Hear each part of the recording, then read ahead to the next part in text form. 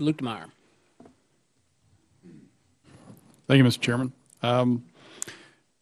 Just for Mrs. Coyne, Miss Coyne, that's an interesting name for a banker, by the way. But I've heard that before. I've got a banking background, and they call my daughter Nicole Little Nickel, so I understand where you're going there. Just kind of curious, you talked about, as the top lender with SBA, what's the average size of the loans that you're making? Do you know offhand? I don't. I do know, though, that, in 2012, 43% of the loans that we made were actually under $50,000, but I can't give you an average size off the top of my head. Okay, so 43% of all your commercial loans, or that just SBA loans? In our small business space. Okay, what percentage of your commercial portfolio are SBA loans?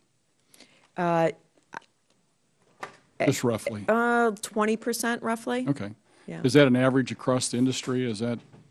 I think we've been very committed to the SBA program, so those that are active in the program, I would say at this point of where we are in the economic cycle, that's probably pretty typical for the industry.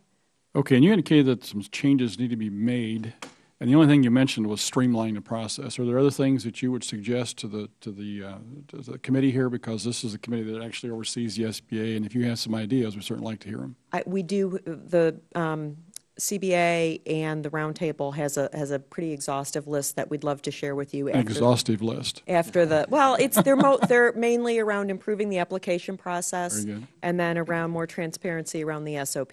Okay. And getting, allowing us to be more helpful and getting more public opinion around the SOP and more kind of regularity in when those changes are made.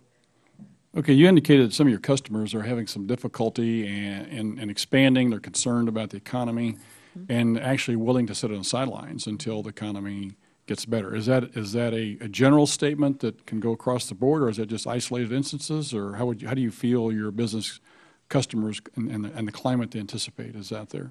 I would say that's something that the whole industry has seen over the last, say, 2 to 3 years, that the most creditworthy borrowers are the ones that are sitting on the sidelines waiting until they see more stability in the economy. They're holding back on that next investment, hiring that next person, buying that next piece of equipment until they feel that things have settled more. The biggest problem in the stability and uncertainty is that regulatory problems? Regulatory problems, tax uncertainty, all of the things that have been mentioned earlier, health care, all of those things I think are weighing on the minds of the business owners. Mr. Luetkemeyer, I have, if you're interested, the answer to your question about the loan size for Key Bank. I'm giving up my time here, but okay. That's fine. Well, but the trend shows that it continues every year to make larger and larger loans. Well, reclaiming my time, I think that the size and inflation and the types of businesses out there, micro businesses, 1 and 2 mom-and-pop shops are very difficult to get started anymore. So you're looking at bigger loans because it takes a bigger business to cash flow, to spread your costs over. I mean, it just makes sense. Ms. Dorfman, you made a comment a while ago. You had 4 things that were problems for getting businesses going: access to capital, affordable business benefits, access to federal contracts, and the government needs to spend more money.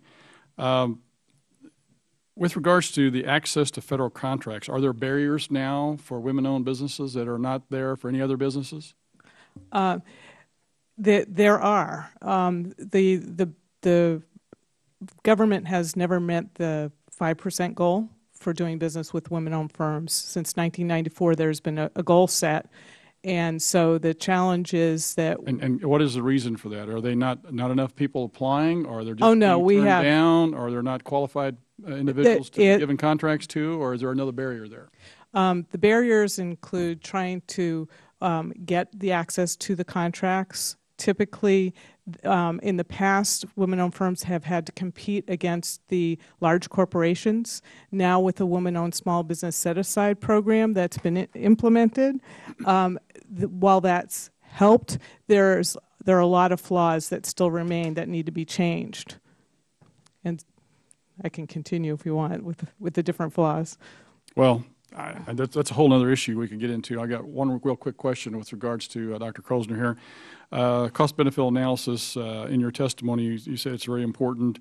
It needs to be understood better, and there seems to be a lack of the administration to be willing to go down that road. You want to elaborate for just a few seconds here? I'm out of time, though.